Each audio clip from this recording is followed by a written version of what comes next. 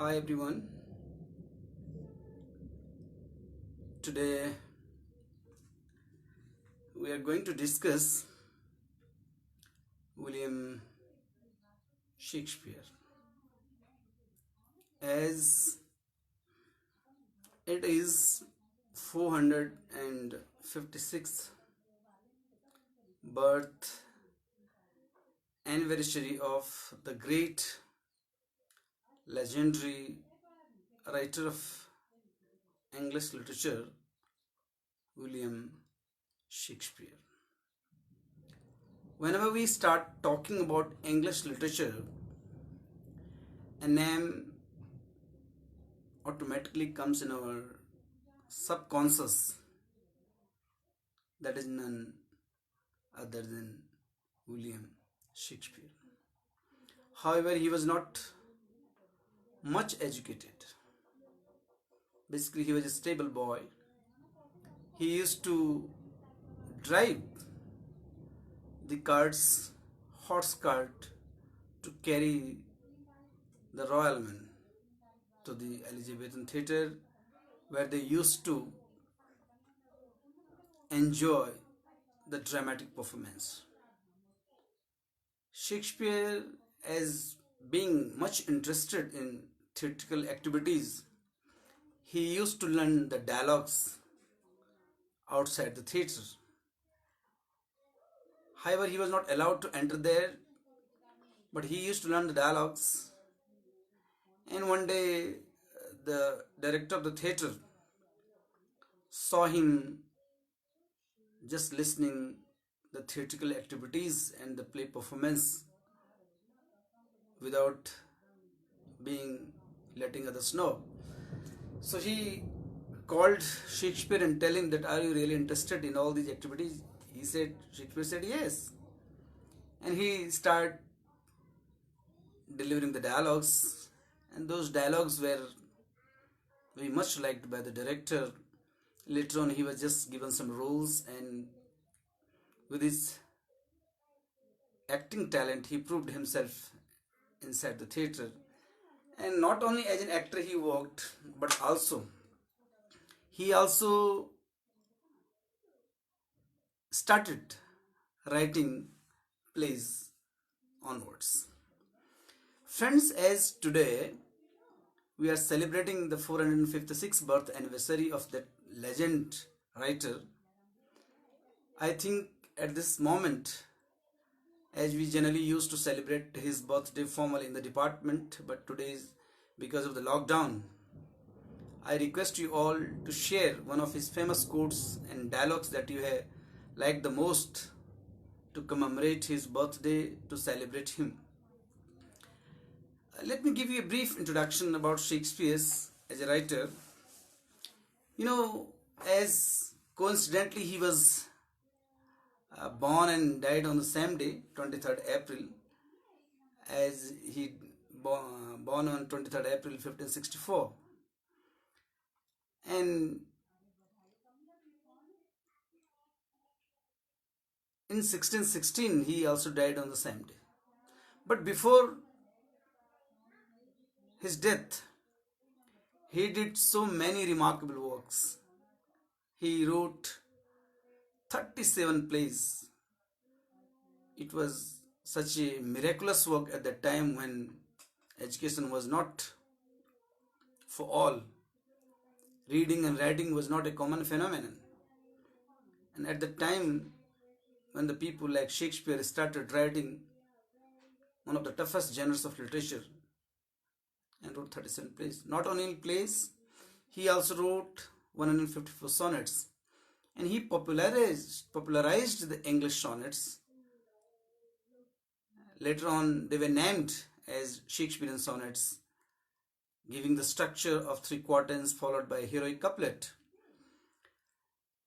When we talk of Shakespeare, not only his historics like Henry IV and others, not only his comics like Twelfth Night, As You Like It, but his tragedies too brought name and fame to him, and he's basically known for his tragedies. Macbeth, Othello, King Lear, and Hamlet. And Hamlet is the most popular of all time English play. Hamlet is a testimony of his writing skills, that how the characters are created, how to make them universal, how to make them timeless, how to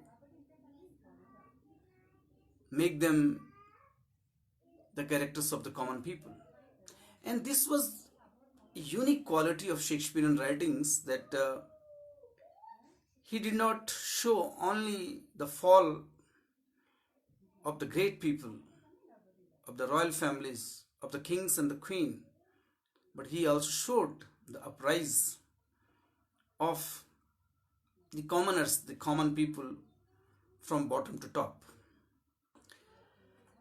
Today, I just want to focus this lecture on Hamlet as a revenge tragedy, as a part of syllabus 2, and this will be a tribute to Shakespeare, to remember him today on this occasion of his birthday. Dear friends, before going into the discussion of Hamlet as a tragedy, let me tell you what actually the tragedy is. If we quote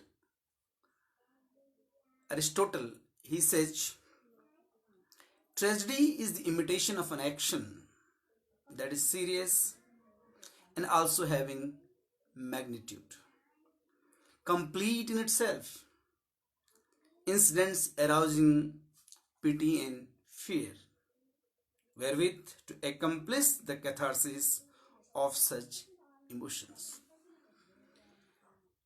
It is all-time great definition of tragedy, in which there is suffering and sorrow and sadness in the end, unhappiness in the end. He talks about three main unities of tragedy: the unity of action, the unity of place, and the unity of time. You see, in tragedies, basically when it arouses pity and fear, generally tragedies are the downfall of the royal families and the famous people of the societies, who, because of their tragic fall, hamartia, he uses a word there, catharsis, he uses a word of purgation and purification of thoughts. And because of a tragic flaw, a character meets his the worst, and that creates the tragedy that makes thousands of the people to shed their tears. Now just shift to the revenge tragedy. Revenge tragedy is also a genre of dramatic device. You know, it is a dramatic genre in which the protagonist seeks revenge for an imagined or actual injury. Because first, how the emotions of revenge comes forward when you feel that someone has played a conspiracy against you, and sometimes it is false, sometimes it proves to be the true. And the main characters of revenge tragedies are, as history says, that it starts with Thomas Keats, the Spanish tragedy, and Roman Seneca, Duchess of Malfi. First, the quality of or characteristics of revenge tragedy is that it has a revenge theme, in which the hero or the protagonist or the main character tries to take revenge from his rivals, from villain. Second, there is murder, bloodshed, despair, disappointment, and frustration, tension, conspiration, and all the negative things that one can have. Violent murders, cutting off the limbs and the organs, all these things are the part. And not only the murderers is killed at the end, but also the avengers, because who was just trying, you will see in the case of, you will see in case of Hamlet, as you come to know. Let's discuss a little bit the story of Hamlet. You know, Hamlet was the king of Denmark. When he comes to know that the death of his father was not a natural one, through his friends Horatio, he comes to know that the death of his father was a suspected one. It was never proved that it was a death. One day, when he was walking with his friend Horatio, he comes to meet a ghost in the night. And that ghost appears before Hamlet, and he talks to Hamlet that, Hamlet, you were told a false story of my death, that I was stung by the snake. Yes, I was stung by the snake, but that snake was none other than but your uncle, the present King Claudius. He killed me and married your mother and became the king after 2 months of my death. So my son, I want as a father from you nothing, but only and revenge. You have to kill Claudius. You have to take the revenge of your father's death, as I was made a victim of conspiration. And that conspiracy you have to unfold. And then he tries to become, when he comes back to the royal palace, he tries to impersonate himself as a mad, and he seeks permission from the king to stage a play before him in the court, in the royal court, and he behaves like a madman. And there he knits a plot in which the king is killed by his cousin.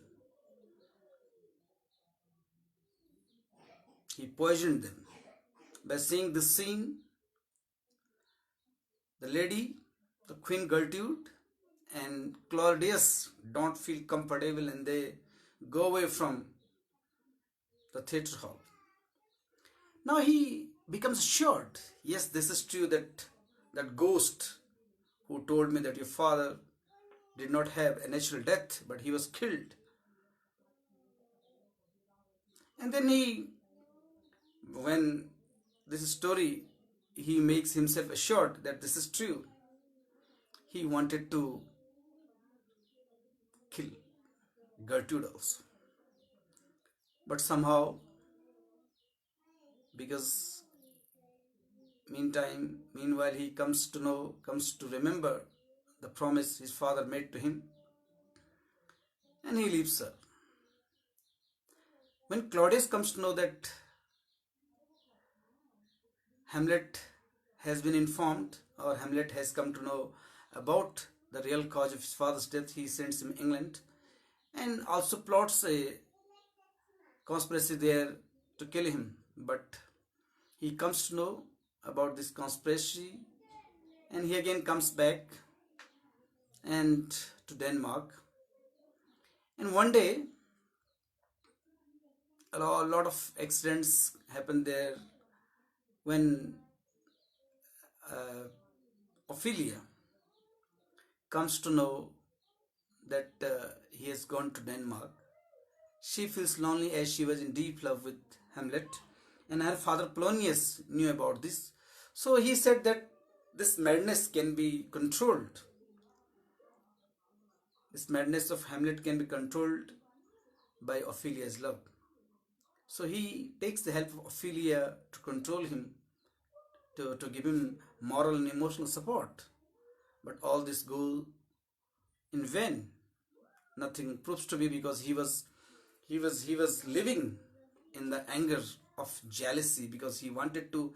And that's why Shakespeare has very beautifully used the different kind of soliloquies to speak the mind of the character. And one of the famous one, he speaks to be or not to be, that is a question. Whenever, because in Hamlet there was a tragic flow of procrastination, because he was not able to take the decision at the right time, and he always keeps on postponing his decision. But finally the day comes when a duel is organized by the king between uh, Laertes and Hamlet. Because Laertes was told that your sister Ophelia was killed by Hamlet, and the king declares a duel between Hamlet and Laertes, and this was also a conspiracy to kill Hamlet.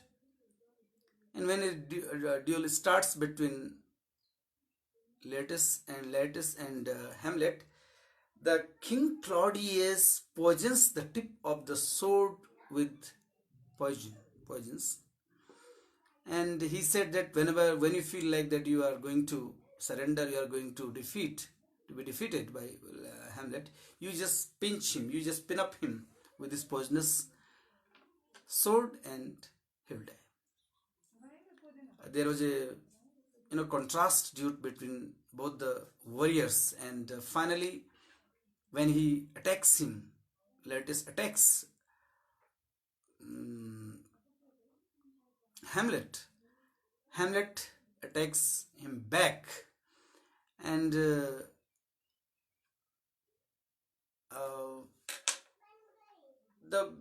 the poison starts working its effect, and then meanwhile he kills him back, dies, and he kills Laertes. And saying this, the Queen Gertrude also drinks the cup of the poison. She also uh, dies, and meanwhile he steps with that the sword of Laertes. He kills the Claudius, and finally he kills. He kills the. He is successful in killing the king, and he was already injured, so he also kills. He is also killed. But meanwhile, he comes to meet his friend Horatio, and he uh, assures him. He tells him that you don't have to die, because so many characters, so many people are already died. You are the only man who will alive for me, and you will tell the world the real story of my family, my father, my mother. And he feels catharsis at the end, because he was successful in killing his villain, his enemy, his foe. So by judging the story, now we come to an end with conclusion that how it was a revenge play, because there was an emotion, strong emotion of taking revenge from some dear and near ones who you think that has plotted a conspiracy against you. Mr. Saurabh, you have given a very good comment that Indian movie Heather is also based on the play Hamlet.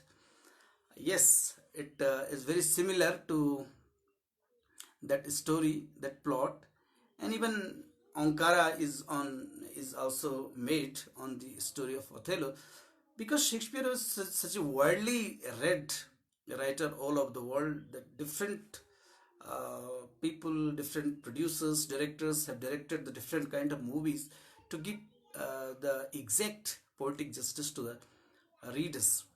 So, friends, I think that this was all about this that Hamlet.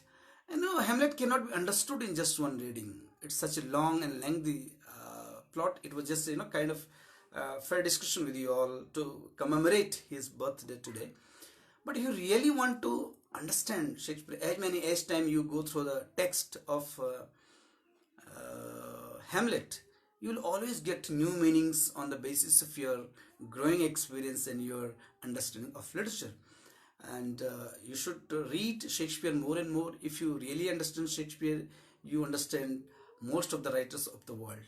So I hope you must have enjoyed this formal lecture on Shakespeare. We once again tribute our, you know, we dedicate our tribute to him on his 456th birth anniversary today, and we hope that Shakespeare will always remain alive in the hearts of the millions of the readers, millions of the lovers of his literature. Thank you very much. So please keep on watching this Facebook page of Department of English, Government PG College Gopeshwar, and particularly in this lockdown period, we would try to give you uh, different lectures on the different topics, particularly based on your syllabus. Thank you very much.